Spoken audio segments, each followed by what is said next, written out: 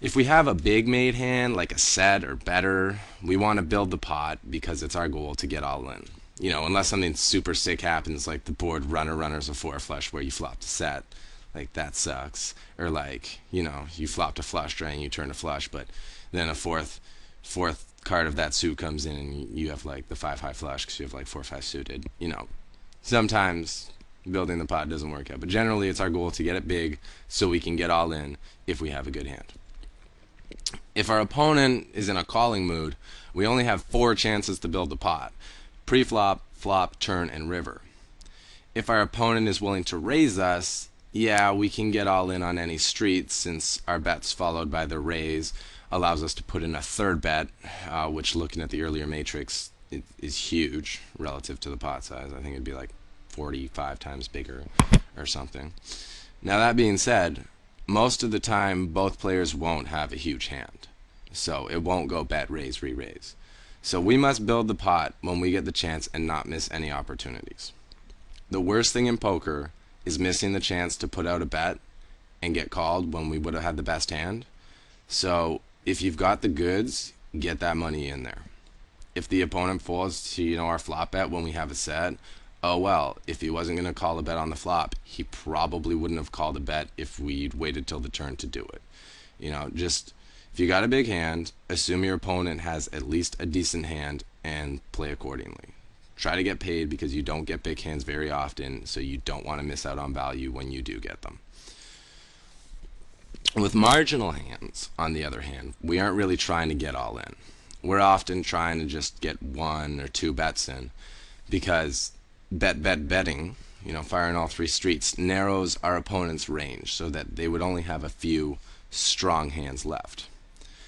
Throwing in a check on 1 street, however, keeps our opponent's range of hands wider and therefore weaker, because we don't allow him the chance to fold out the weaker part of his range.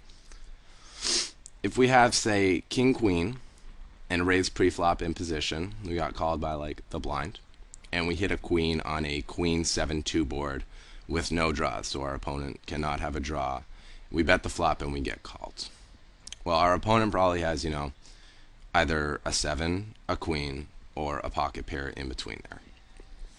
Now, if we bet on the turn when our opponent checks to us, he's probably going to fold all the 1 pair hands that we have beat. All those pocket pairs, a weaker queen. The only pair he's going to call us with is probably ace queen. And if they have a set and raise us, we're going to feel stupid for not checking our top pair, top kicker, because our hand can't play 3 bets. We can only play 2. And once we bet and they raise, they're calling us out for that 3rd bet. And what do we have to do? We have to fold because we've overplayed our top pair. And, it just sucks to have to throw away a hand. Now, if we check instead of betting the turn, our opponent doesn't have the opportunity to fold those 8s, 9s, 10s, queen X type of hands that he called the flop with, just to see what we do on the turn. When we check behind, we force him to play those hands on the river. We can now bet the river instead of the turn if he checks to us and our hand looks weaker because we checked and showed weakness, and he might think we're making a desperation bluff. Or he might make a bluff himself because he didn't call us on the flop with much, because he just wanted to see what we did on the turn, and when we checked the turn, he assumed we're weak, so he tried to steal a pot, and now we can snap off his bluff with top pair. And we've played the appropriate 2 streets with our mediocre but not great hand. The idea of pot control really boils down to your opponent type. Some players will call 3 streets with bottom pair, and against them we should build the pot with top pair. Others respect that bet line, and to get the right value for our hands, we've got to mix in a check here and there. Many hands are only good for 2 streets of value anyway, and by checking back the turn, we guarantee that the pot will only be 2 bets. Either they bet and we call the river, that's the 2nd bet, or if they check again, we can bet and put in that 2nd bet. And if they raise, well, I guess we didn't really accomplish our mission, but if they raise, they probably got something pretty good and we can fold, not worrying about our 1 pair maybe being the best hand. Whereas if we bet the turn and our opponent raises, we've opened up the door for them to make it that third bet.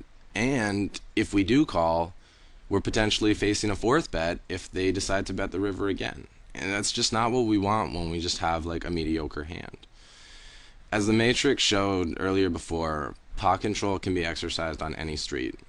Maybe instead of betting the flop, checking the turn, and betting the river, we just want to check the flop and then bet the turn, bet the river, because our opponent will assume we have nothing because we checked the flop.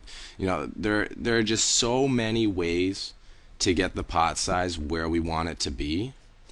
And with practice and experience, you'll learn which combos of betting, raising, checking work best against which opponents with different hand values. But your edge will come that if you plan your line for the appropriate pot size when the flop comes down, our opponent, on the other hand, will not be so smart as to plan the hand, and we'll get a huge advantage because we know what's going on, we're following the big picture, and they're just taking it one street at a time, not really being aware of the potential threat of a huge pot brewing, even though they're just calling their bets. They don't know the potential of what could happen, but we do. So just always be aware. If we want to ensure a pot stays small, be passive. Betting opens up the door to getting raised. Checking and calling, on the other hand, allows us to limit the rate at which our opponent can build the pot.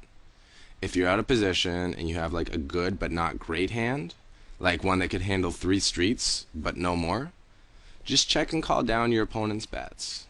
Let him build the pot for you, but don't help him make it bigger than you want.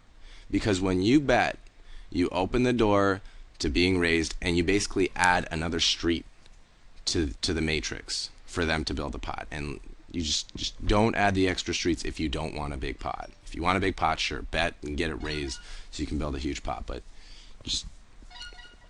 you don't want to be doing that if you just have a mediocre hand. Remember, it takes 2 players to get all in. Only play along when you've got the best of it. Sorry about that little delay there. I got distracted. My phone was beeping.